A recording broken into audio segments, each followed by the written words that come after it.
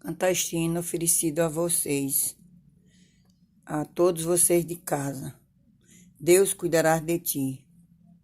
Irmão, se tu sofre desprezo de quem não te ama, não chores por isto. Eu sei que o mundo é cruel. Olharás para o céu e confias em Cristo. Te humilha nos pés de Jesus, que Ele te ajuda a levar a tua cruz. Só Deus é o melhor amigo, sempre está contigo e cuidará de ti. Deus cuidará de ti. Deus cuidará de ti. Por mais que seja o teu problema, Deus pronto está para cuidar de ti.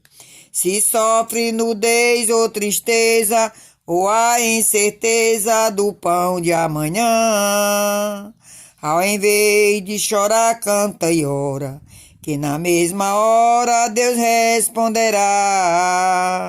Se sofre desonra ou desgosto, inclina teu rosto aos pés de Jesus. Só Deus poderá te ouvir. Clama a Deus porque Ele cuidará de ti.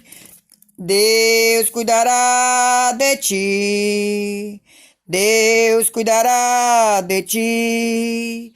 Por mais que seja o teu problema, Deus pronto está para cuidar de ti. Se em teu lar sentir solidão, por não ser cristão, quem moras contigo, às vezes o desgosto rodeia, na hora da ceia não há um amigo. Não chore, não se desespere, que Deus está vendo o teu sofrimento. Confias que Ele está contigo, Deus é teu amigo e cuidará de ti. Deus cuidará de ti. Deus cuidará de ti.